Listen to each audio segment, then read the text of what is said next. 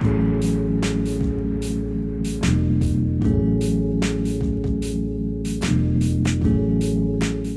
and welcome back to another episode of Ice Cave Radio. Your host Doa and CHARM3R here with you on another big week for Star Wars Unlimited. We're rolling in set 4 spoilers, ships and pilots and people galore. And we've got the cave poll that's back again for the first time in a while, which is great. We have our constantly updated list of Patreon subscribers, so if you want to join that esteemed bunch, you can go to the Patreon and help support us there. It does help us out. We appreciate it. And also, I feel like we should start doing this more, but if you haven't subscribed to the channel yet, please do so. We're starting to put a lot more gameplay content on the channel, which has been a lot of fun. What else we got to talk about? Oh yeah, there was just a stream this afternoon as we record this on the 29th of January about rotation, about a whole bunch of other stuff. So we've got a ton to talk about today. But before we get started here, what have you been playing lately, CHARM3R? What decks have you been trying out? It's the same too. I am preparing for my planetary qualifier. There is one in Michigan this weekend. So if you are attending the one in Michigan, you will probably see me. If you do, feel free to say hello. I promise I am approachable most days. Yeah, I've just been preparing for that. So unfortunately, it's just kind of the same two boring decks. I will say all of the reveals have got me really excited for the next set. And there's a lot of stuff that I can't wait to test with, but I'm pretty much firmly in the like Yoda or Iden, both, versions of control camp at this point, because I just have the most reps. And it's been a little disheartening. I've had some struggles in my testing lately, and so it's one of those like, well, am I just on a bad streak, or is this really not the play? But as we're recording this, I'm like 3 days away from playing in the event, and so bailing out on those options might be a little rough. I will say I think it's an easy pivot from either of those lists, especially Iden to Kira, and Kira's still really good. So if you're wanting to be competitive and you want to play that style, you could probably make that swap. But we got to get some testing in. I don't, and I promise I won't play any of my jank lists. I'll play meta. That's what I need. Speaking of jank, my PQ season is over. I'm into Store Showdown season, which is where I like to play a little bit more off meta. I got second place twice with a Casino Han list last time around. This time around, I'm still looking at Wat Tambor, still making iterations with that, and he's doing pretty well actually. But last week I went back and I rebuilt my aggro Boba Fett 2 list, the set 2 Boba on the heroism side. And it was a Tarkin town this time around, and I went 2-1, did pretty well. One of those matches was a really epic 3-game series against a Mandalorian player who is really good. He's another guy at our local that always plays off meta, but he's just extremely, extremely good at it. Like, whatever he brings is going to be hard to beat, no matter what leader it is. I don't know. The guy's got a talent for off meta that I envy. But we played a really great series, and I thought it was just so much fun. I commentated that, and it's going to be up on the channel by the time you're listening to this, so you'll be able to go check that out. But yeah, Boba 2 is fun. At the end of the day, I just don't think it's going to be what I want to play at the showdowns. I'll go back to it again someday because it's my only showcase. That's fun. But I think I'm really leaning towards Wat Tambor. Either that or I'm going to just play something totally meta. But I just don't like being meta, I want to be off meta. I feel ya. Speaking of Store Showdown season, that is I think the biggest stressor, because my Store Showdown is the day after the planetary qualifier. So I have great practice.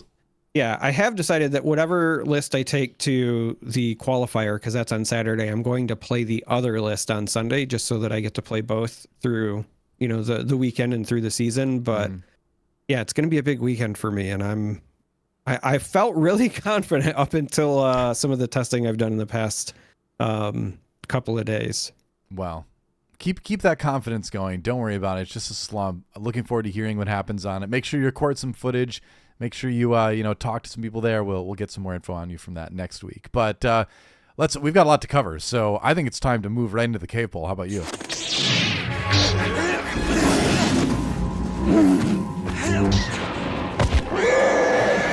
All right, here is our cave poll here. So the question was, out of a lot of the pilots, and I don't think I put every pilot on this list, I just grabbed 10 of them, but out of these pilots, who is your set 4 co-pilot so far? And I put the stipulation in the straw poll, not counting card powers. So we kind of threw out the card text. It's more just what character would you prefer to have your co-pilot as? And the results were honestly pretty spread. It wasn't super lopsided for any one character in particular. You can see R2-D2 won it, which is maybe not the most surprising thing, but I think you've got a good balance aside from that. Anything jump out at you from the results here, Charmer? I'm a little disappointed that Snap Wexley only got the one vote. I gotta be honest. Snap is in good company, though. To just read, for those of you who are only listening, to just read the results of it, we had a 26.92% for R2-D2. That was our highest percentage at 7 votes. 4 votes apiece for Chewbacca, Anakin Skywalker. That's young Anakin Skywalker, by the way. Yippee. And they had 4 votes apiece. Then 3 votes for BB-8. Following that, we had 2 votes, sadly, for just Nien Nub, who I feel like deserved a lot more votes. I'm one of those 2 votes, Charmer. And then we had 1 vote apiece for Snap Wexley. Welcome to the club of absolutely insane character art in this game. Paige Tico, Dengar, IG88, Bosk, and Boshek, all with just 1 vote. So, I think Boshek would be another good one because he just kind of hangs out at the bar. You're hanging out with Boshek, you're going to have a pretty chill time. He just points you in places. You're like, hey, Boshek, where do I go to get a great massage? And he'll be like, oh, I know this thing. Where do I go to get some great Korean food? And he's like, oh, you're right over on this side of the town. There's an awesome gopchang place, which in case you don't know is pig intestines, which I love, by the way. That was one of my favorite things to eat when I lived over there. But I digress. He seems like a fun guy to hang out with. Who is your pick here? Did you vote? First of all, be honest. This is the first one that I did not vote. If I had, it would have been for Snap. I put it up yesterday. I admit it was a last minute thing, but I wanted to get it going again. But your vote would be for Snap, huh? Yeah, my vote would be for Snap. Wow. I love the art, man. Like I know that Snap is there to have a good time now that we've seen the art. So and I'll be honest, I'm a sucker for puns. If you know me, then you know that I make the most awful eye roll inducing dad jokes, and I do think it'd be fun to have, whether you call him a co-pilot or a sidekick or whatever, somebody where I can just go, oh, snap. And then it's talking about my partner. So yeah, but he died. He died in and I'm so envious of him. Yeah. In fact, if you look at this list, the only people on this list who are dead are, forgiving Anakin Skywalker, of course, but Paige and Snap. I mean, it's not those Resistance pilots did not have a long shelf life, did they? No. I mean, Paige lasted all of about 10 minutes at the start of Last Jedi or something like that, and Snap, he lasted with cameo appearances in 3 movies, so props to him, but eventually went down in flames at the Battle of Exegol. Rip. But I'm glad we captured the moment where he knew his death was imminent in his expression on this card. Yeah. Yep. Ario Murdy at it again. What can you say? We got the mind behind Bamboozle as well, if you're familiar with that card art. It's a classic. But anyway, it was a fun poll. It was exciting to see what people chose. I would have been Yen Nub again, just because he just seems like another chill guy, right? He's just like, yeah.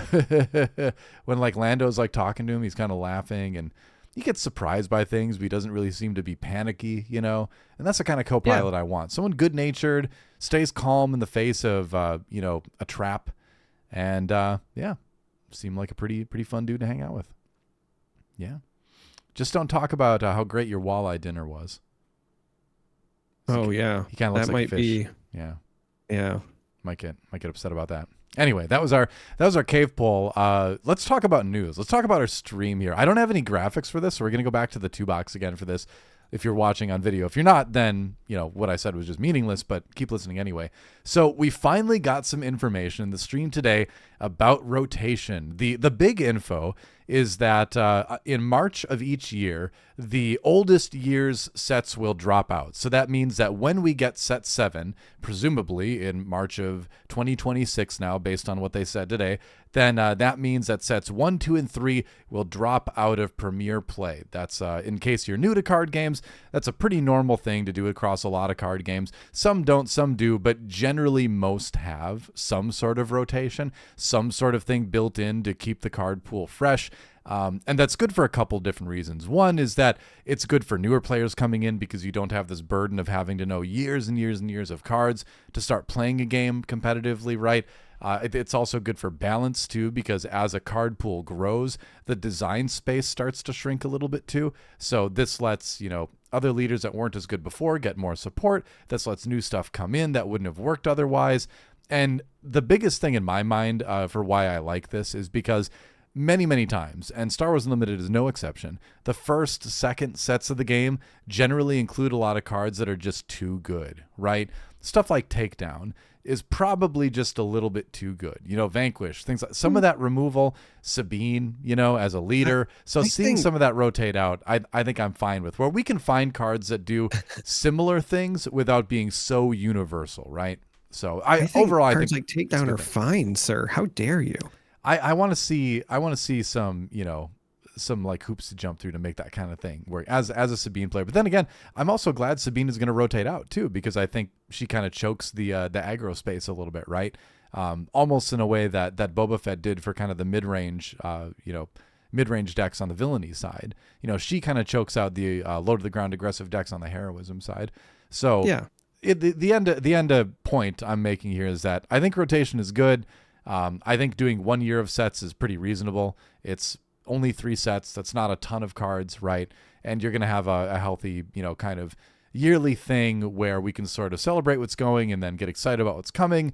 And then we're going to have that eternal format too, where everything is going to be, legal. So there'll still be ways to play it. I think we're going to have a pretty healthy eternal format in this game because I think a lot of people get attached to their leaders and their decks. So I could see this one getting played a little bit more than you see in other games. What do you think about all this, though? I am somebody who I remember back when standard for Magic, back when I played, it was called Type 2. Type 1, Type 2 used to follow this format, essentially, right? Back then, the sets for Magic the Gathering used a block format, right? So you had a main set and then essentially 2 supplementals set in the same theme and or world.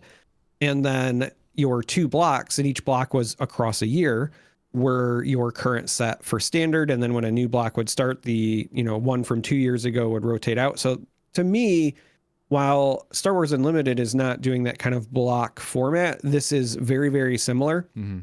This feels very at home. I'm looking forward to it. I also agree that seeing some cards kind of rotate out is important.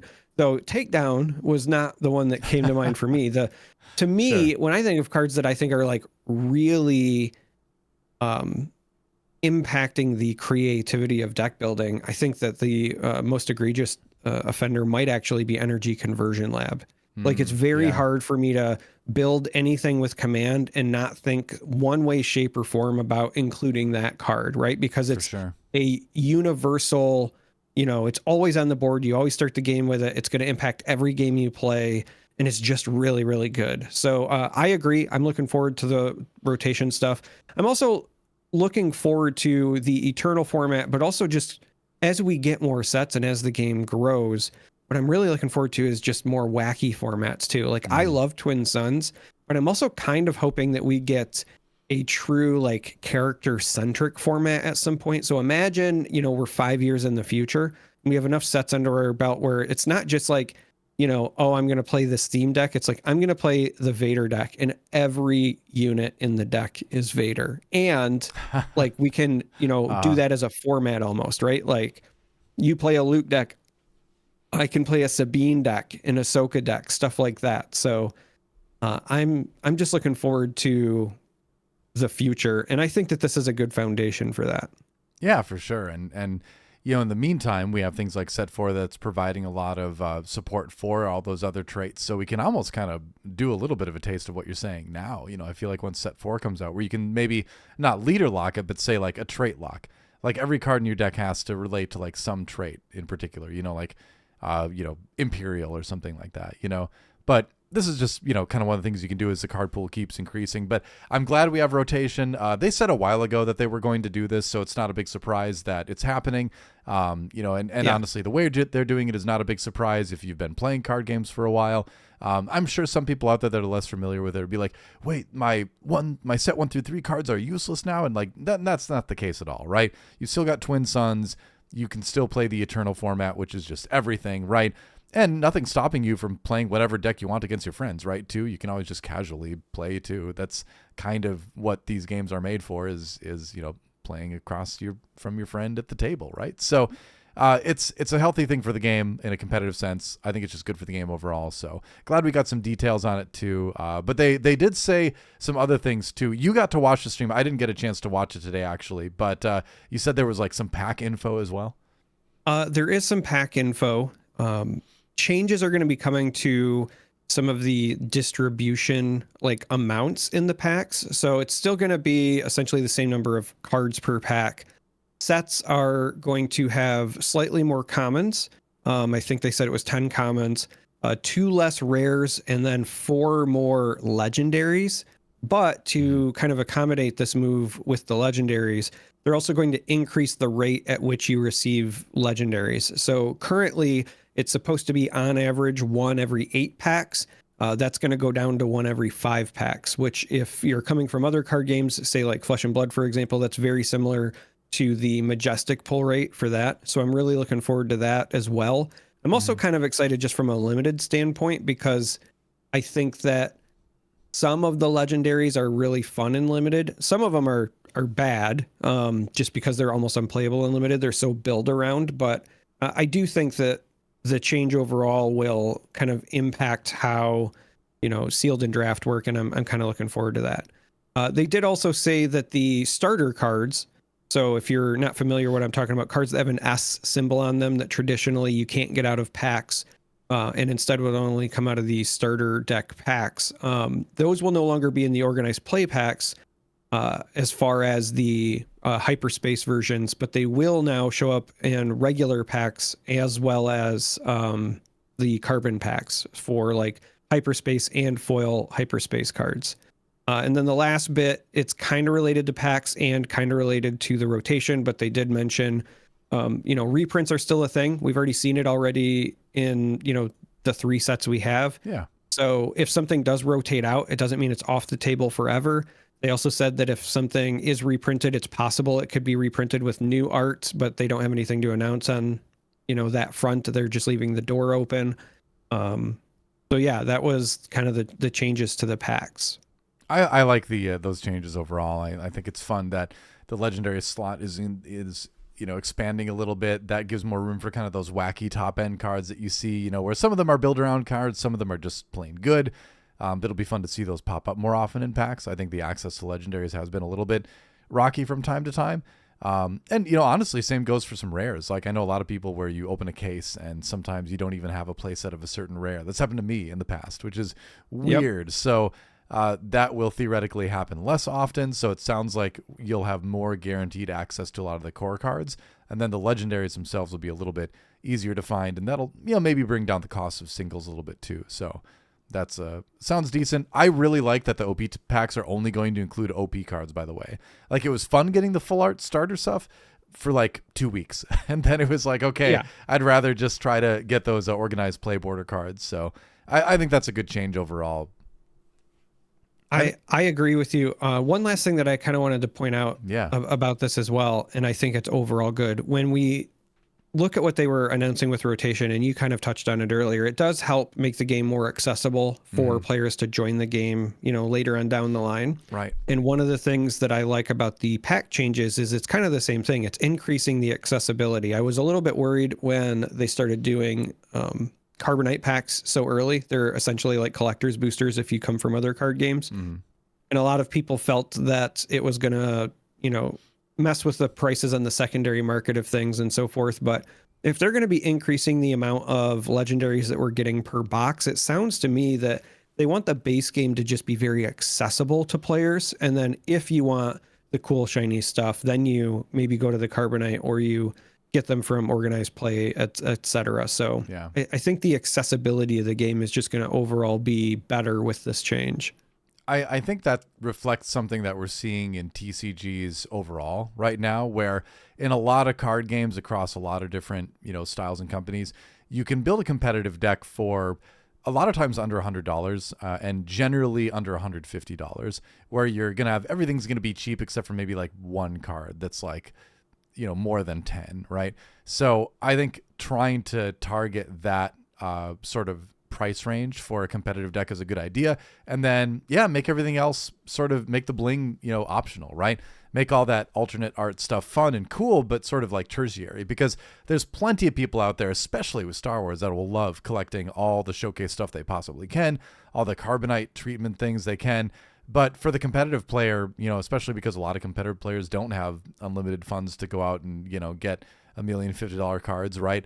This will be much nicer to make sure that people can compete and we have the best minds at the top, and that, money isn't necessarily as big of a gateway to competitive play. So I think that's always a good target to shoot for with card games. And I think overall this kind of shows that they're, really listening, and they're very, active in terms of making changes that try to make the game environment better competitively. So it's encouraging to see, I'm just very comforted to see this kind of thing happen. So I hope it continues. I think it's great. One more thing. Well, did you have anything else to mention with that? I just had a thought, or a question rather, for you. Sure. Because they may have said it, but I don't remember now that I'm replaying it in my mind. What do you think the Eternal format's going to be called? I think they just called Premiere. They just called it. Did they just call it Eternal? I don't know if that's the name of the format. Like I said, I didn't get to see the stream. I saw I watched like the first 5-10 minutes before we jumped on a call to do this. So what would you call it? If you think of a Star Warsy name, Yeah. Well, I mean, so it's hard because I'm tainted from all the other card games I've played, right? So there's things like Eternal or Legacy or whatever, but I feel like it almost, and again, I'm a sucker for puns, but I feel like it would almost be a crime if it wasn't called Unlimited. Yeah, I mean, I don't mind that, actually. That's not a bad way to go. Yeah. But that might get confusing when you say I'm playing Unlimited, and then people are, do you mean the format or the name of the game itself? So they'll probably have to do something different. I think Eternal is okay. That's just a nice kind of generic thing to call it, but there's got to be some more Star Warsy sort of way, to describe it. You can't really call it the Galactic format. That comes to mind, but then it gets confusing with the Galactic Championship. So I'm playing the Old Republic format, because it's I like that. A ways back. I don't know. I like that, but then people will be like, why aren't there any Old Republic cards? So right, that was my problem. I was like, well, I think that might. I hope you get an Old Republic set sometime. That'd be great. As an aside. Before we move into spoilers, because we do have a good amount to get through for set 4, I want to mention too that the mailbag is returning too. So if you're listening to this and you have a question for us that you'd like us to answer on the podcast, drop it in the mailbag channel on the Discord. I'm going to be going in there and making sure that's all cleaned up and ready to go. And that'll be coming back in the next week or two. Then finally, we're trying to sort of get back to where we were last year before some kind of disruptive events happen for the channel. And so we're on track to get back to all that kind of stuff. So, yep. We are returning to our roots. That's right. We're rotating to Jedi. A new format. That's right. in a good way. I'm ready to look at some set 4 spoilers because there's so much exciting stuff to see. I'm so hyped about this set. I'm excited to talk about these spoilers because there are some really cool ones in my opinion. Well, why don't you start us out with our first leader spoiler? Go for it. All right. Our first leader spoiler was Admiral Holdo. So Admiral Holdo is a Resistance official, has the command and heroism traits. Or aspects, excuse me, getting my vocabulary wrong. Aspects. Also has the text, as an action, you can pay 1 and exhaust the leader to give a resistance unit or a unit with a resistance upgrade on it, +2/+2 for this phase. Now, the epic action is 6 resources. So at 6, you can deploy Admiral Holdo to the ground. becomes Not a a pilot. 3/8. Yeah, it's not a pilot, which is interesting. Becomes a 3/8, and then on attack, you may give another resistance unit or a unit with a resistance upgrade on it, +2/+2 for this phase. What's your first take on this one? Rare leader, by the way. Yeah, this is a rare leader. I think that this one, more so than some of the other trait-based leaders, has a lot more potential because it's not just resistance unit, but it's also potentially resistance upgrade as well. So you get a little bit more flexibility. I also think +2/+2 is a really impressive stat line to always have access to for the cost of just one. Yeah, you have to take the action, but I really feel like there's going to be a lot of ways to utilize this. I also think about kind of the insanity of the deploy turn, the flip turn, right? Because you can give something +2/+2 and then flip her, and then if you swing with her, give that same thing or something else another +2/+2. Yeah. So if you're going very wide, you can spread a lot of damage out quickly. So I think that this one might be better than it looks. I also think that the 8 health is going to make her incredibly sticky and hard to get rid of outside of something like Rival's Fall. But I will say, I believe it was Nerd Parker, our good friend from SWU, who had posted something on Blue Sky, actually.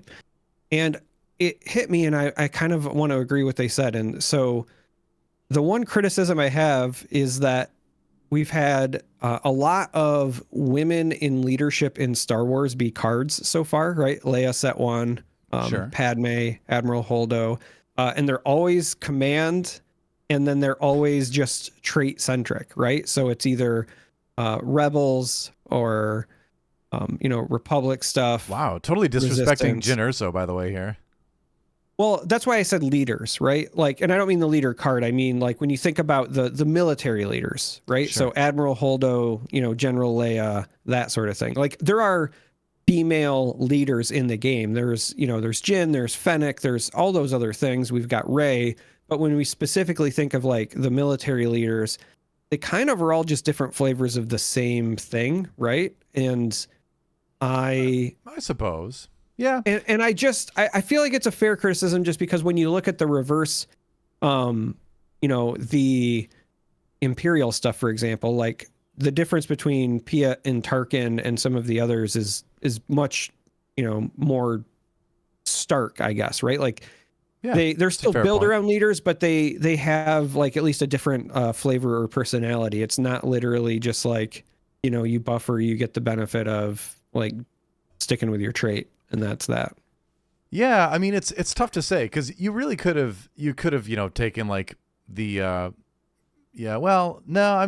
I was going to say you could have taken the Akbar abilities and Holdo and swapped them, right? But you can't really do an X-wing thing with Holdo as easily as you can do with Akbar because Akbar is kind of like the whole fleet admiral kind of thing, right? Yeah, and we only know.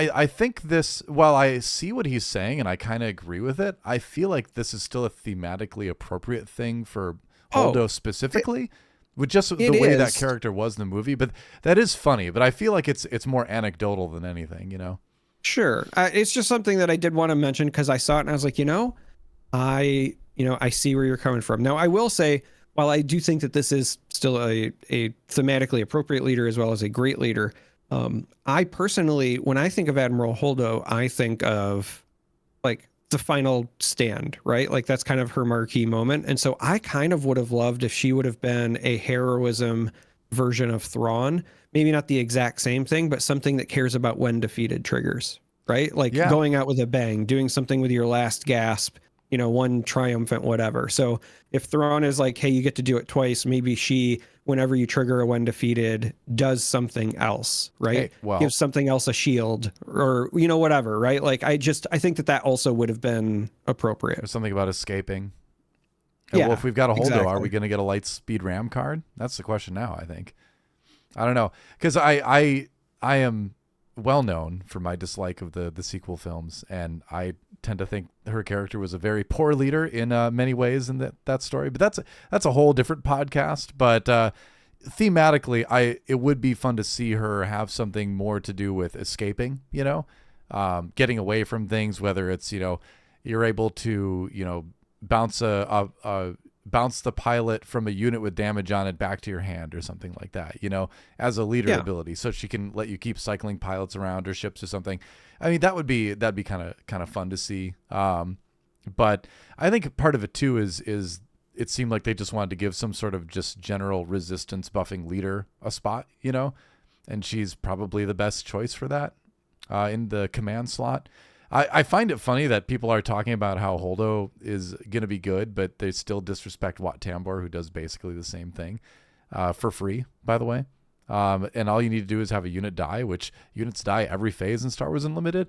So if you just plan around that well, you can do it. Like everyone's like, wow, you can give it +2/+2 and then flip it and give it another +2. I'm like, I know. I've been doing that for months with Wat Tambor and it's really strong. Like, when are people going to finally figure out that like Wat Tambor is a strong leader? And there's a good list in there somewhere. I have a good Wat Tambor list. I don't have a top of the meta Wat Tambor list, but I'm convinced that one is out there. And I don't know why people are finally realizing it with Admiral Holdo, where they're like, oh, well, +2/+2, that's probably pretty good. But because I think, honestly, I think her version of this is not as good as Wat Tambor's. I'm just going to say it. And while I think she's going to be a decent, leader, I think actually she's going to be pretty good in Limited for rare leaders. Usually the rare leaders aren't as strong in Limited. I think this will be decent in Limited with the amount of pilots plus ships that we have in the Resistance trait. So far it seems like we're going to get a good amount of them. But the fact that you have to pay one is a big part of it to give a unit that. So the Wat Tambor's requirement of unit dying is replaced by paying one resource, right? Which I think you can build Wat Tambor in a way where units dying is common and not as bad, especially with exploit on the villainy side being a thing, versus Admiral Holdo is always going to basically make you operate at one less resource per turn to put a 2/2 on something. So then you go back to like, well, what if there was an event that costed one to give something 2/2, Would you play it? And most people would say, no, I wouldn't play that, and part of that's because it uses up a card slot in your deck, which is another consideration, right? But I think part of it too is that there's the risk of playing a card like that, of spending a resource to give a buff and then having that unit die in the next action before you have a chance to use it, scares a lot of people away. So I will say that, and this isn't a big knock on Holdo. I think she's still going to be a fun leader to play, but I think Wat Tambor does what people are getting excited about with her better already. So it is saying, possible. Respect the Techno Union, all right?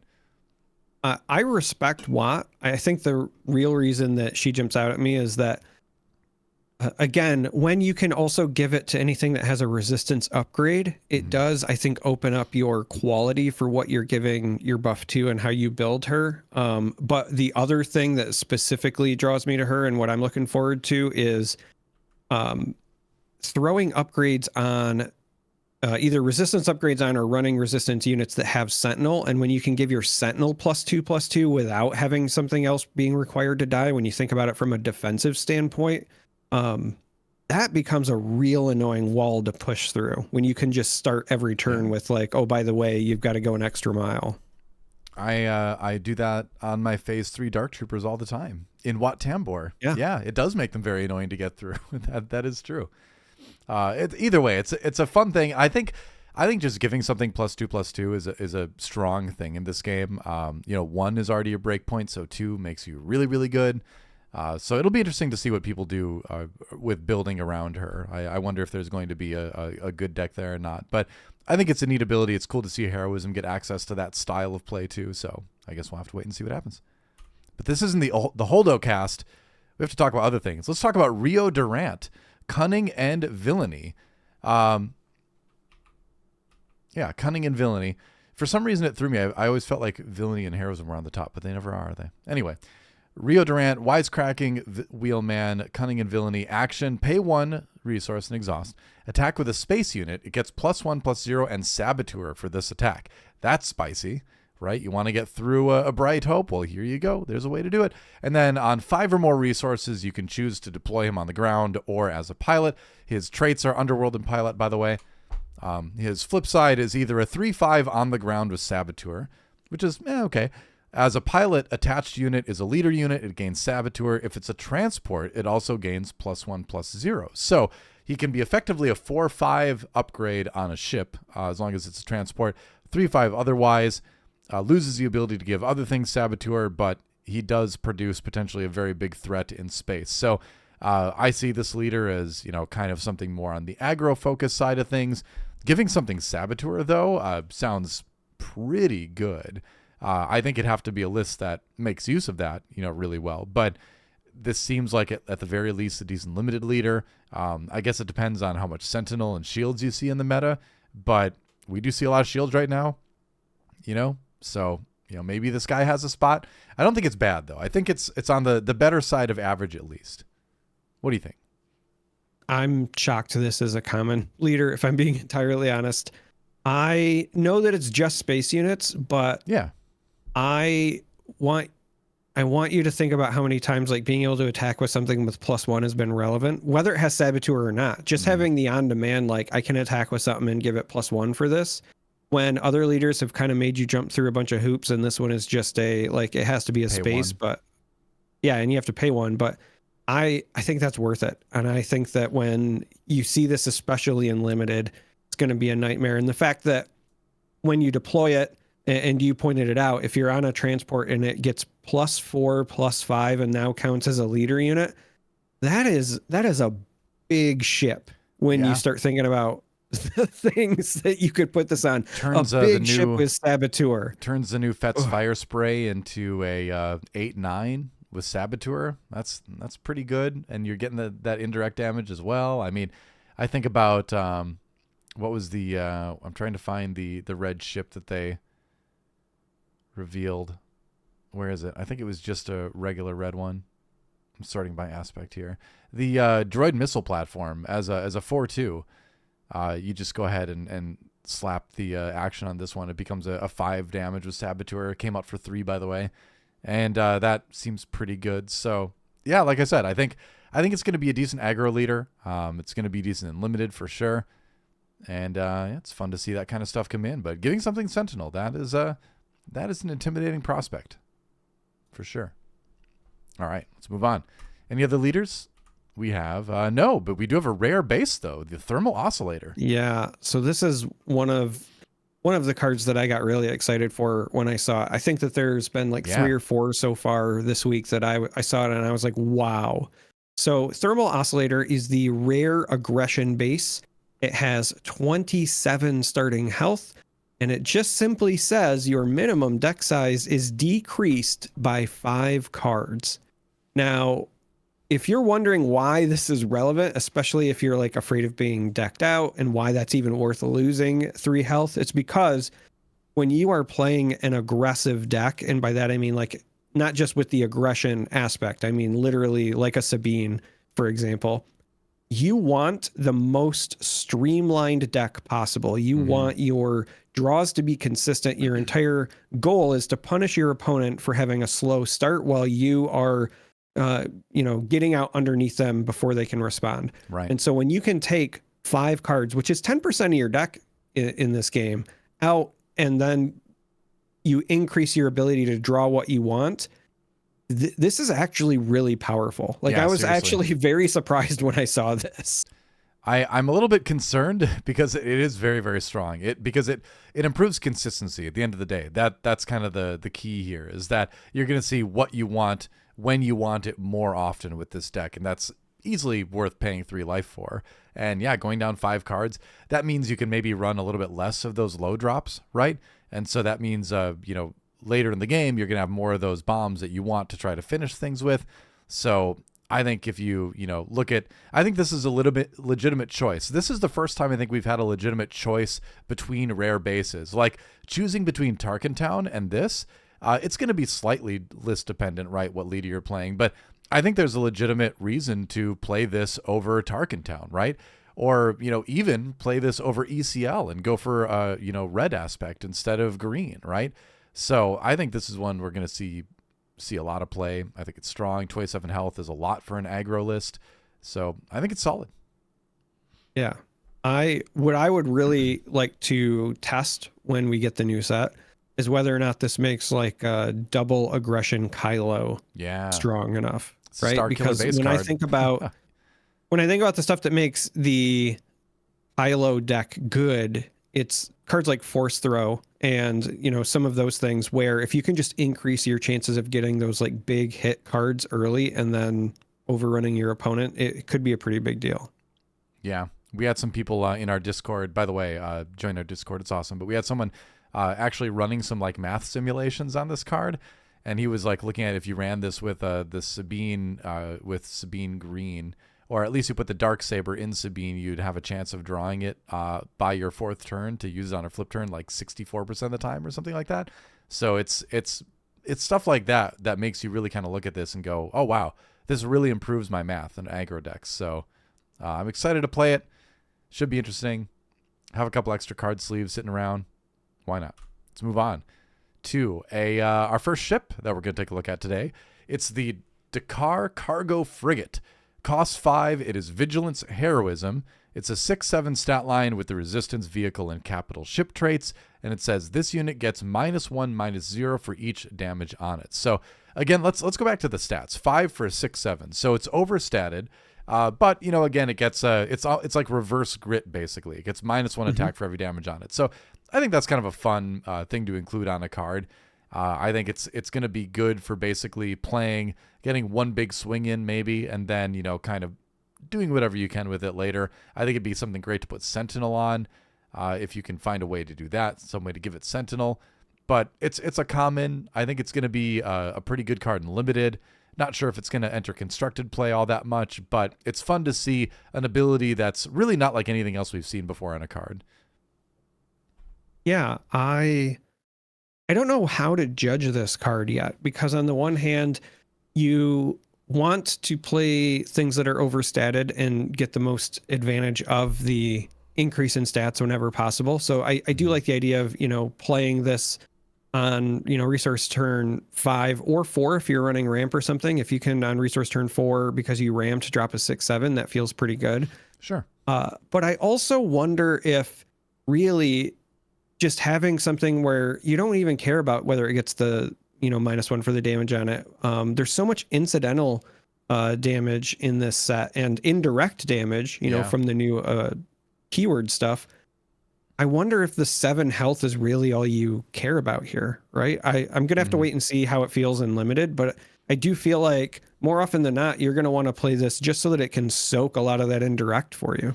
Yeah, it might be a good target as a ship to put a pilot on, right? Where it's going to have a little bit higher health. It's going to have a chance to survive a little bit longer. I'll say again, I think this is more of a Limited card. I think I'd be more excited about playing this in Sealed or in Draft than in Constructed necessarily, because in Constructed, you're going to be running into a lot more consistent indirect damage. You're also going to be running into things like Kira, right? Kira flips, and this card is really hurt by that, you know? Yeah. So, yeah, so it's I don't think it's going to be the greatest Constructed card, but I think it's going to be one I'm going to be looking out for in Limited. All right, let's move on. All right, our next card is Desperate Commando. This is a 2-cost Vigilance ground unit. Is a 2/2 stat line. It is a resistance unit and a trooper. And it says when defeated, you may give a unit -1/-1 for this phase. And let me just say right out of the gate that I really like this card because it is, you know, villainy or heroism agnostic. It can see a lot of play in Limited at the common slot for both of those sides, but also paying 2 for a 2/2 that if you're playing Admiral Thrawn can also give something -2/-2 when it's defeated feels very, very playable to me.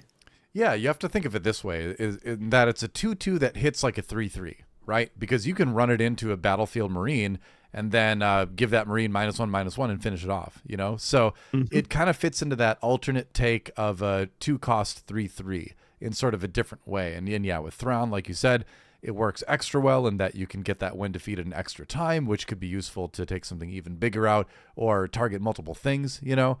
But I'm more excited than anything just to see another take on the 2-cost 3/3, you know, because that's essentially what this is. Cool card. All right, let's talk about some removal here. Direct Hit. It's a tactic event, costs 4 resources, vigilance only, just says defeat a non-leader vehicle unit. That's it. Just takes out vehicles. Any size vehicle, For 4 resources, it is a Fell the Star Destroyer, essentially. And so as we move into this set, I think it's going to be particularly good in Limited, right? Because you're going to be playing against a bunch of ships. But also, it's probably going to be a decent sideboard card if, if a ship meta-centric or ship-centric deck becomes very prevalent in the meta. Maybe you'll throw this in there instead of a Fell the Dragon, because this can hit, any amount of power, right? So to me, this looks like a pretty good sideboard card, and then a potentially very good limited card. I am shocked this is a common. I think that this is kind of an insane limited card. Yeah. Because I think the important piece here is it's not just space units, it's vehicle. Mm-hmm. So essentially, this is pay for to destroy anything that your opponent has put a pilot on, unless it's their leader, transformation, obviously. Mm-hmm. That's really, really cost effective when you think about it. And so the fact that this is in the common slot, and if I can envision a draft where you're, getting 2 or 3 of these, you were just talking about takedown maybe being a bit too strong in limited in this set, where your whole kind of gimmick really is to play a bunch of ships and do cool things with them and vehicles and pilots. I just feel like this is going to be one of those cards that's a powerhouse in limited. I do think you're right. I think in constructed, it will make its way into sideboards. I like it more than Fell the Dragon, unless Crate Dragon and some of those other ground units that are larger stick around and are still kind of a menace. They probably will. When I think about, and they might, but when I think about, one of the uses of this card is it still takes out Avenger, it still takes out Home One, it still takes out all of those things. But you might also get the benefit of, well, it's not ideal, but if my opponent plays a Millennium Falcon, the readied one trying to hit me, well, now I have an answer for that too, right? And Fell the Dragon would not have done that for me. So when I think about like what this hits in the flexibility, I do think that, at least for me, I would probably start considering this over Fell for sure. Yeah, definitely. It's all meta dependent, but I think it's a great addition to the removal suite, right? And definitely good and limited too. I think generally blue, and especially blue villainy, is going to be pretty strong and limited this set, but we'll talk more about that later. We'll have to do like a limited breakdown video at some point. But moving on to one of my favorite cards so far revealed, but please go ahead. Kajimi Patrollers. This is a 2-cost space unit. It is a villainy in command.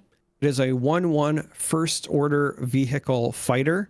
When played, create a TIE fighter token. So this is essentially 2 for a 2/2 in stats, but you create it across 2 vehicles. And that's, again, important when you are considering pilots and things like that. Yeah, I love it. I think it just provides a consistent place to put pilots, right? If you do this on your first turn, they remove 1, and you really want to play a pilot on your 3 resource turn, you're probably going to have an option, right? With the 1/1 and the TIE Fighter token. I also think about it in Wat Tambor, of course. This is great because, again, if I get to play 2 units on my first turn, that means one of them is probably going to be around to take the buff when the other one dies, right? And the removal options become really good with that too when you combine getting to spend 3 resources that turn as well as getting the 2/2. So I think it fits in perfectly with that. I'm a big fan of like swarm stuff anyway, so I think it fits into that archetype really well. And I'm a sucker for good TIE Fighter art too. So we've got that here. But yeah, another first order tag too, which is kind of interesting. Probably good. It's not Imperial, otherwise it'd be a little bit too strong, I think. But I think as a 2 for 2 1/1s, very, very good common. Another card I'm going to be looking for sure in limited. All right. Oh, snap Wexley. If you wonder why I'm laughing, well, look up at the card. It's he's got a hilarious face. There's no other way to say it. His face makes me chuckle. He's made a lot of other people chuckle. It's been the talk of the community for a couple days since it's been released. But he is, in game sense, he is Snap Wexley, Resistance Recon Flyer, 3-cost command heroism, a 2/5 stat line on the ground that says when played as a unit / on attack, the next resistant card you play this phase costs 1 less. That's pretty good, actually, when you look at abilities. But as a pilot, he does something totally different. So I actually love this card, even though the art is hilarious. But as a pilot, you can play him for 2 and a command heroism icon included with that. And then as an upgrade, as a pilot upgrade, search the top 5 cards of your deck for a resistance card, reveal it, and draw it. Gives +2/+2 to whatever he's piloting in stats. So this is, searching has been a little bit few and far between. It hasn't felt super worth it when we've seen it. Again, part of that is drawing 2 cards a turn as a core game mechanic, but also the searching has kind of seemed like it came at too much of a cost to what you need turn by turn. Snap doesn't have that problem. I think he's a great upgrade to whatever you play. He's 2 for +2/+2 at the very least, but the search really pushes over the top. And then honestly, I kind of like his ground ability too. He's a 2/5 on the ground. So he's a little bit hard to get rid of, and he discounts things. So this is a pretty solid rare card, I think, across the board. I think this is the perfect Admiral Holdo complement. Because when you think about what Holdo's trying to do, Snap does all of the other parts for you. Whether it's you want to play him as an upgrade, and now whatever you've played him on is going to have a resistance upgrade, so now your Holdo can target that. He also replaces himself. He finds you another resistance card, which is yet another thing that Holdo can interact with. But, you and I, we were kind of talking about the one drawback is, you do have to pay the 1 resource when you use Holdo. So if you deploy Snap as a ground unit, the when played and on attack reduction for the next card you play, well, that could mean that 1 reduction translates to the 1 resource you can now use to activate Holdo. Exactly. Right? So you can still play your stuff, theoretically on curve, and then with your leftover resource that would go into your leader activation. So I like the card. I think it's very versatile even without Holdo, but I do think it's like the perfect complement to a Holdo deck. Yeah, I think he's going to be good in a lot of stuff. I mean, he makes BB-8 free. Like, how amazing is that, right? We might talk about that a little bit. I think BB-8 is in this group. We'll see. Either way, now we're going to talk about the Radis. Yeah, Radis is a 7-cost space unit. It is the ship that Holdo was piloting. If you don't remember, it's Holdo's final command is the subtitle. This is a heroism command unit. Is an 8/6 stat line, resistance vehicle capital ship. While you control another resistance card, and that includes units, upgrades, or your leader, this unit gains Sentinel. So if you have Holdo, this just automatically gets Sentinel. And I was already talking about how much I love using her to pump stuff up. Mm-hmm. But then the additional text says, when defeated, deal damage equal to this unit's power to an enemy unit. So it's an 8/6. It's likely got Sentinel because let's be honest, if you're playing this, you're playing other resistance cards. You're probably playing Holdo. So you get an 8/6 Sentinel that when it dies also gets to likely deal 8 damage to another enemy unit. Now I say likely because obviously minus effects could interrupt that. If somebody hits this with like Perilous Position, for example, then you might deal less, but could also deal more. So again, if you throw a pilot on this, if you use Holdo on this, then suddenly this could just be nuking whatever your opponent's biggest unit is. I mean, it doesn't specify non-leader either, so this could nuke a leader too, even though it comes out a little bit later. But if you've got one of those leaders that maybe gets an upgrade on it or something, it's being annoying to remove, Radis can take care of that, right? And I talked earlier about, do we get a Lightspeed Ram card? Well, this is kind of that, because that when defeated sort of, throws back to that moment in Last Jedi. So it's kind of neat to see that be part of the card too. But yeah, I think it just looks like a really good rare. I mean, getting to play something big in space theoretically with Sentinel and then get to like take something else out when it goes, that's pretty good. All right, here's a card from today. It is another legendary from the set. It's the Turbo Laser Salvo, a tactic, 7 cost in resources, command only, so just command, no villainy or heroism. Choose an arena. A friendly space unit deals damage equal to its power to each enemy unit in that area. So it's not quite a super laser blast, but if you have this thing combined with something beefy in the air or even something smaller that you've then put a pilot on and made bigger, this suddenly becomes a very strong removal spell. So I think this is one that we're definitely going to see hit constructed play. Yeah, this will see constructed play for sure.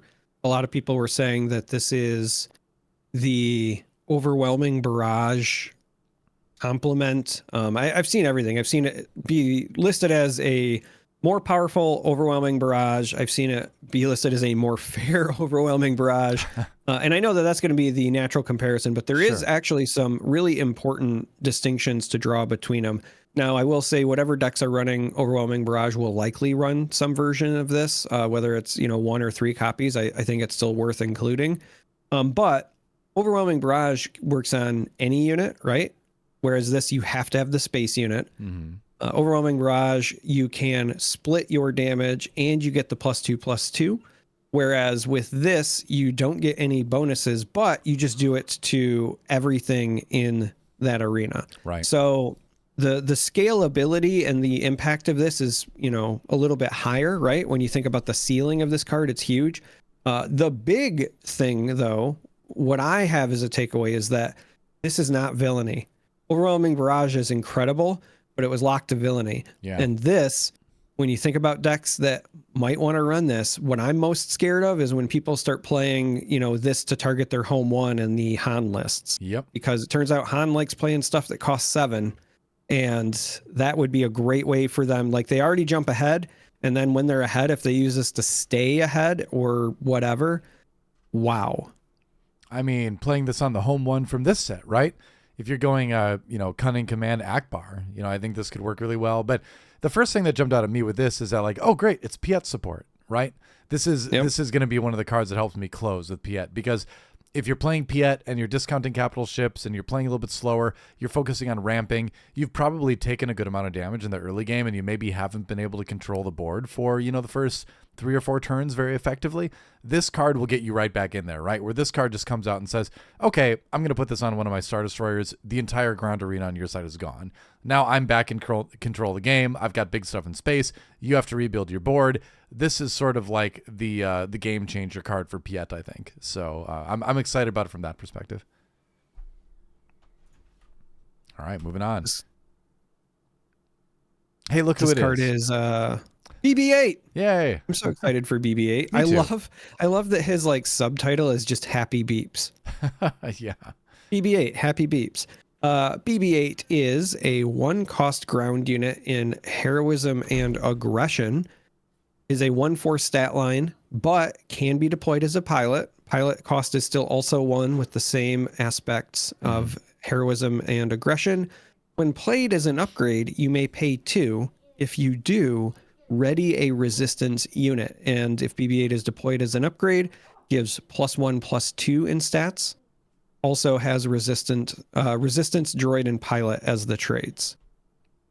Yeah. This card seems really good to me. It's 1 for a 1/4, which is already okay for a 1-drop. It's, likely going to stick around at least for 1 turn. It's kind of sticky. But when you can pay 1 to just give +1/+2, that's fine. If you want to pay 3 to give something +1/+2 and then ready a resistance unit, that seems really, really strong. What I like about this is that when you're deploying this, you don't have to ready the unit you are upgrading. It's just ready a resistance unit. So you might have a big resistance, ground unit or something that's not a vehicle, but you could still play this on a spaceship and ready it anyway. Right. I mean, a lot of people have been talking about this card in combination with the Poe Dameron ground unit from set 2, where suddenly it's like, okay, you attack with Poe, you discard a card, you do 8 damage to their base. Then you play BB-8 on something in space, right?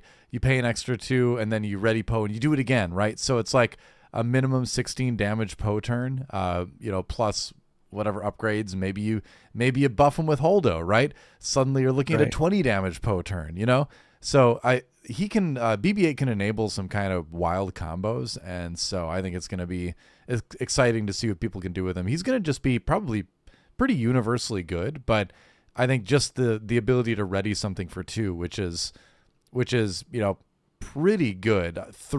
Paying 3 resources to ready a unit has kind of become the standard. We've seen that, but it's always 3 with a caveat, right? Bravado is 5, but it's 3 if you've defeated a unit, right?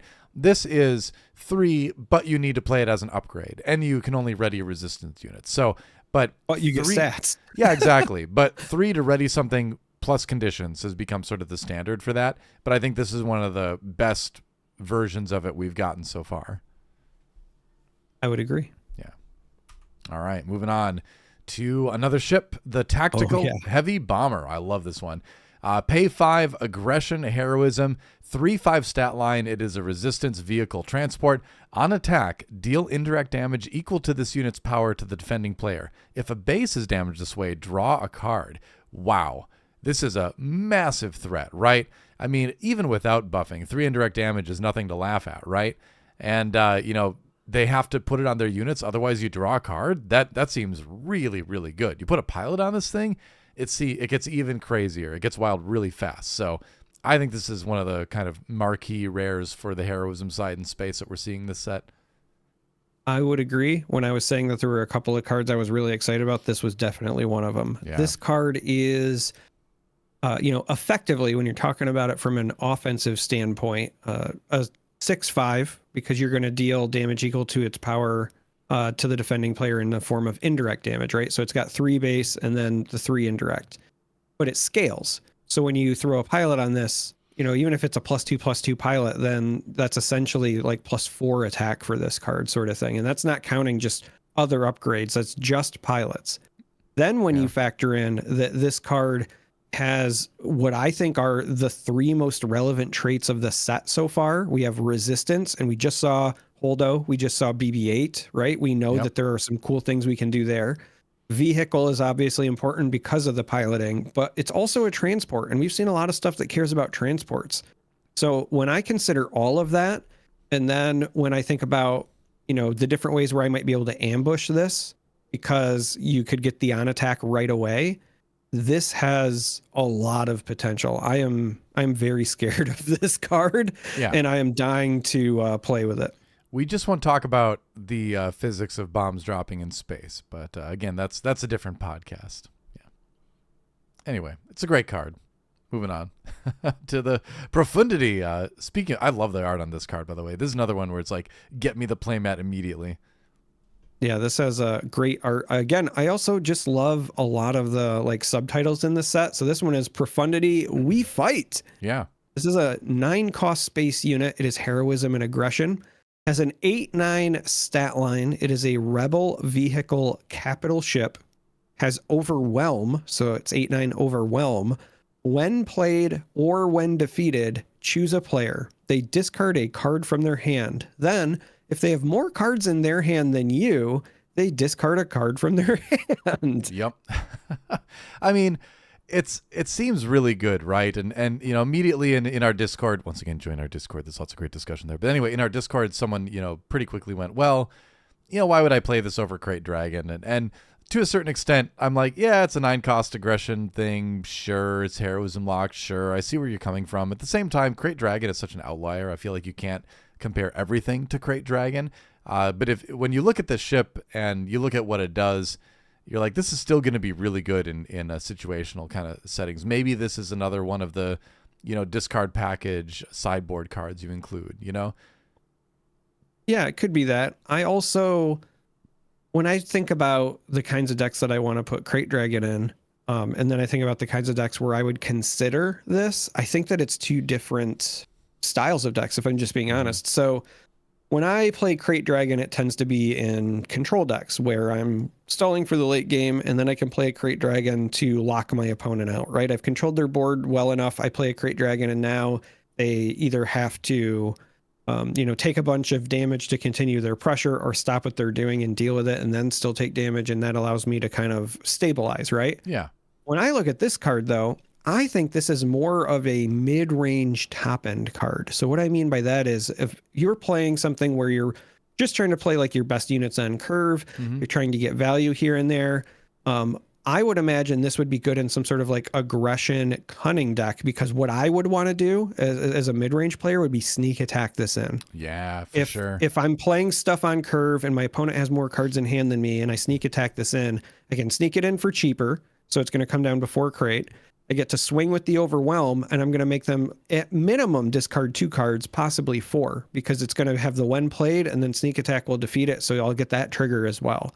And that could be the sort of thing where even if it doesn't close out the game for you, it's enough of a disruption that it allows you to, finish them off shortly thereafter. Whereas in that same style deck, if I just play Crate Dragon and pass, I'm not continuing to put that pressure that I think I would want to be doing.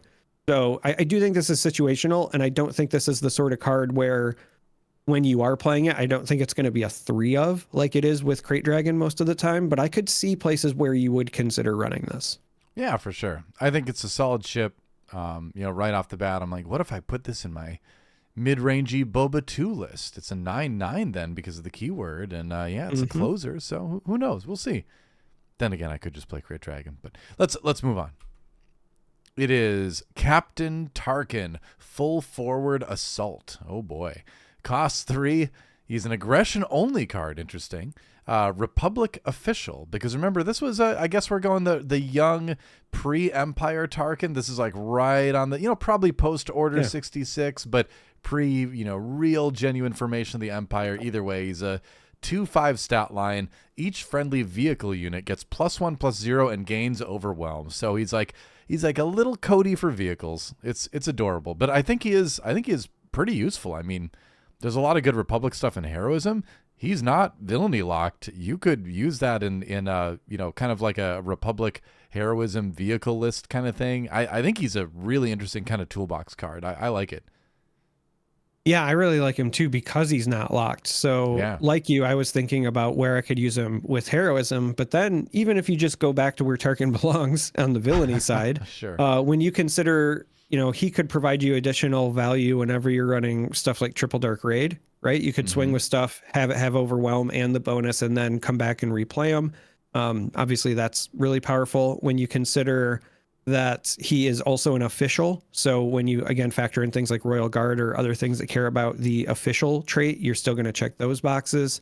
I just really like this card. It's interesting to me that he's not villainy locked. And I have a feeling that I will be thinking about him often when I'm deck building because he is so versatile. Any sort of blanket aura buff kind of card needs some considering, right? And that you apply that to Cody as well. Cody gives the +1/+1 and overwhelm to anything, and he's not villainy or heroism locked either. He's just command.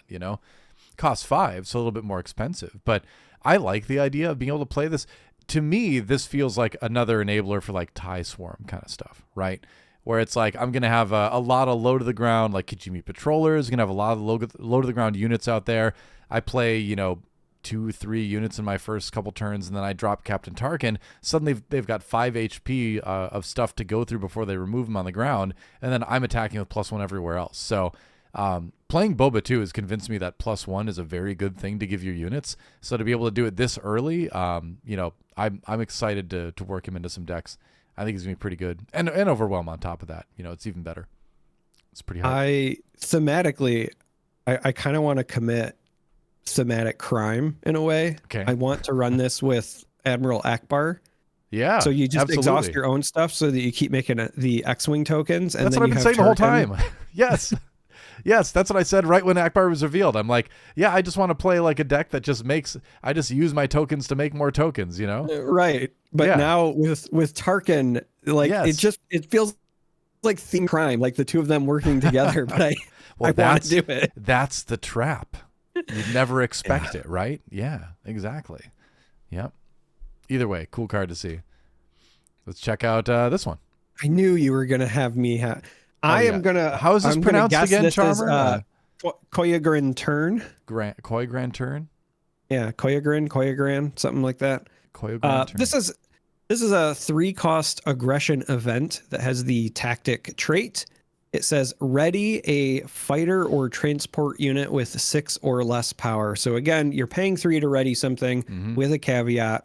In this case, it's 6 or less power, but it can be a fighter or a transport. And again, that's why with that bomber before I was saying, it has all the relevant keywords because transport is, again, referenced a lot in this set. And so this is a great card also with the bomber. Yeah. But I think overall this will be one of those cards where in limited at a minimum, you'll consider, running this because when you can get all the way up to 6 power, like that's actually a pretty big cutoff. Totally. Traditionally, what we've seen so far, it's been like 3 power or less, and there has been ways to exploit that. But when you think about the ease of exploiting this one, I think it's a bit more obvious. Mm-hmm.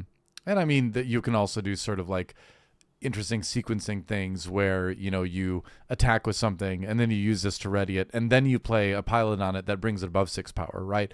So you can do some little sequencing things to squeak out little extra bits of power from attacks too. So I think it's going to be pretty versatile. I agree. I think it's great and limited. I could see it hitting some constructed play too, depending on the deck build again, of course.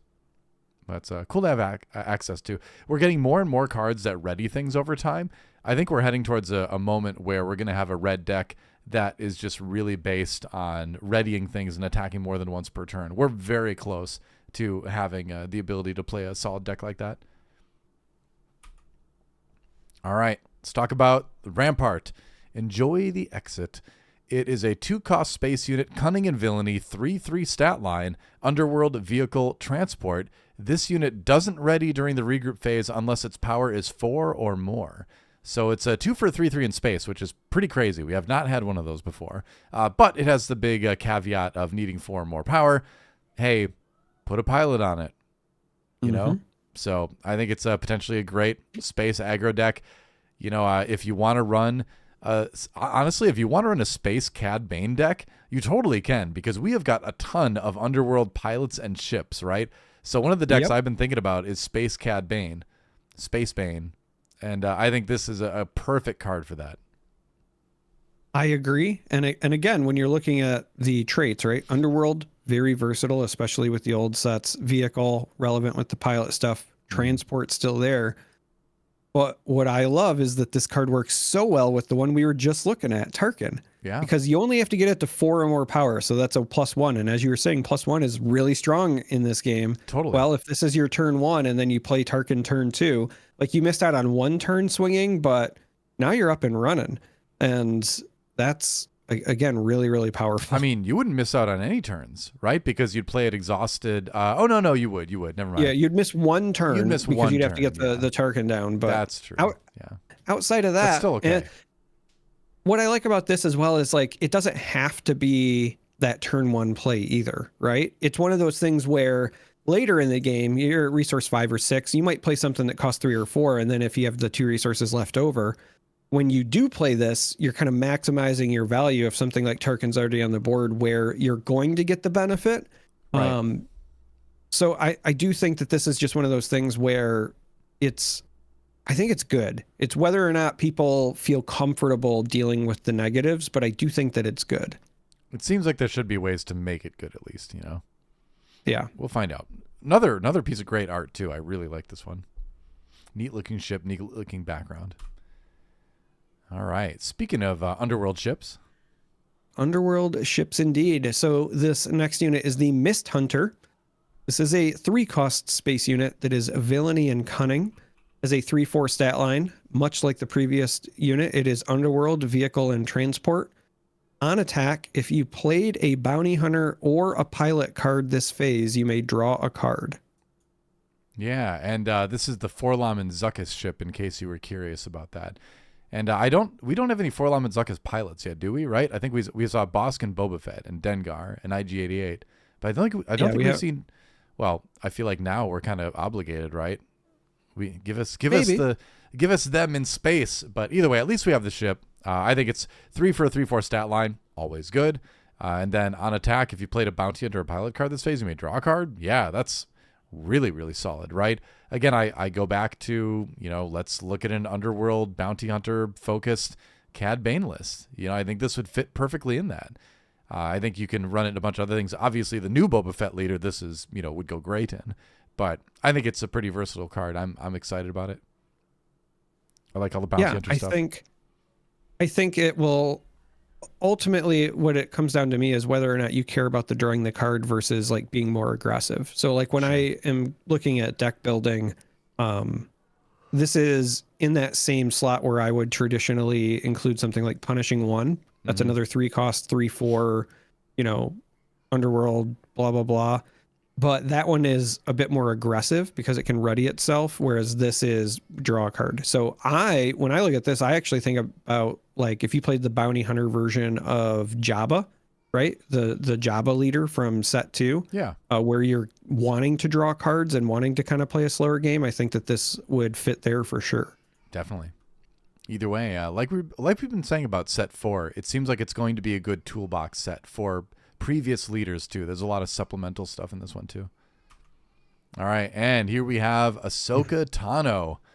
Cost 4 for a 3/5, and then Cunning and Heroism are the traits. Fringe and Force, so not Jedi, importantly, because that is a trait we've seen pop up here and there. But again, she left the Jedi Order by this time. This is Rosario Dawson Ahsoka Tano. So Fringe and Force.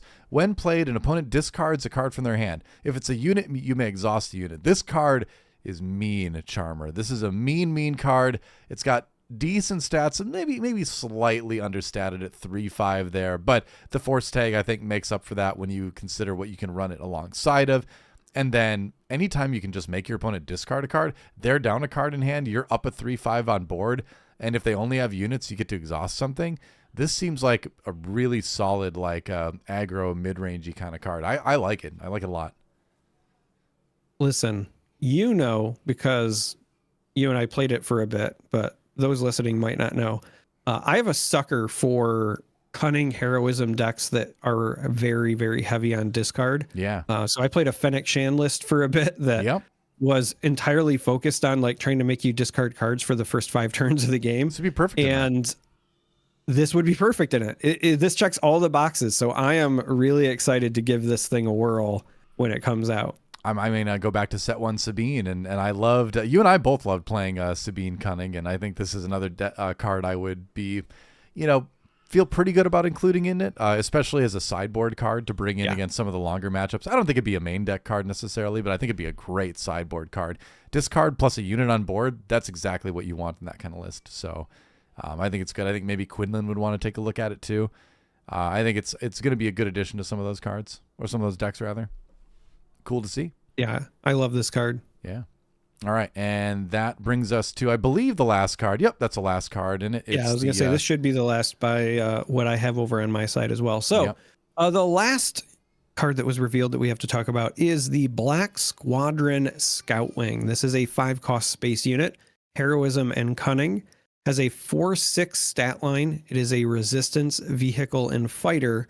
When you play an upgrade on this unit, you may attack with this unit, and it gets +1/+0 for this attack. This is a common. So in the common slot, I feel like this is going to be an absolute powerhouse in limited, because a 4/6 in space is like not, it's not the best stat line in the world, but it's definitely not a bad stat line when you consider your options. But with so many pilots and upgrades floating around, and being able to attack with this right away when you play it, because again, normally when you play some of these pilot cards, your opponent will have that chance to respond, right? There's that window where, now that we know that direct hit is a card that exists, you might get punished. But this card means that when you do such a thing, you get that immediate value from the attack as well. So I like this card in limited a lot, and I would not be shocked if, in pilot heavy, upgrade heavy decks, this doesn't see some play in constructed because of that immediate value. Yeah, it's one of those cards where you might feel a little bit concerned about playing it, not getting to do anything with it until the next turn. But a 6 health body in space is not insignificant. There's a good chance it'll be around next turn. And then, getting to just attack with it right away with whatever you play on it, plus, the bonus makes it seem very strong. In limited for sure. Maybe even in constructed, we might see a little bit of it. Cool to see. Either way, that's the end of our... Oh, go ahead. I was going to say, if you're looking for like really insane things that you can do because active player gets to order effects, what you could be doing, for example, is playing BB-8 on this. Yeah. Where you get to attack with it right away. So you'd be swinging for 6 between the +1 on the trigger plus BB-8. But then if you pay the extra, this is a resistance unit, so you could turn around and ready it again for another swing. Yep. And you were just talking about, we might be close to a deck where, you have 1 or 2 units and then you're just readying them over and over again. This just happens to be a fighter unit as well. So the Koyagrin turn works on this as well as BB-8 and some others. It would stay under 6 power as well, so it'd still be, applicable for that too. So yeah, you could end up doing a lot of damage with that. Attack with it, BB-8 ready it, attack with it, Koyagrin turn, attack with it. I like where we're going with this continuously ready thing, and I think this is going to be kind of fitting into that mold pretty well. Pretty exciting. All right, and that's going to basically do it for our spoilers for this week. So, I'm curious, you have any sort of like final thoughts about what we've seen? Any new insights into set 4? I don't know if I necessarily have new insights. I keep seeing stuff that I want to play with. Again, shout out to the entire dev team over at FFG, because they do it every time, right? I was very excited to play with set 1. It was very enjoyable. Same thing with set 2. Same thing with set 3. This set looks like no different, but I really like what you have been saying, because I think it's the perfect way to describe this. This, while it's introducing new stuff, feels like the first truly, like, we're just going to make all the old archetypes good. Yeah. Right. Good supplemental So when I'm set. thinking about stuff I want to build, it's like, yeah, there's all the cool new stuff, but man, there's like 10 decks from older, sets or old versions of stuff that I want to revisit now. And yeah. I don't know that I have like a good takeaway yet, because it's so wide open. I've seen some people, again, on our Discord, experimenting with a new version of Set 1 Leia that includes a lot of stuff from Set 4, and that's doing really well for them in testing that they're doing. And so there's a lot of exciting stuff to think about. But I'm especially hyped for Set 4. But that's going to do it for us this week on Ice Cave Radio. Again, just to reiterate, in the near future, hopefully next week, we'll be getting back to mailbag stuff too. So check out our Discord for info on how to get involved in all that. Again, check out our Patreon as well, icecaveradio.com. We've even got shirts. Neither of us are wearing them, but trust me, they're cool. But mostly join our Discord, because we've got such a great community going, and we'd love to have you in it as well.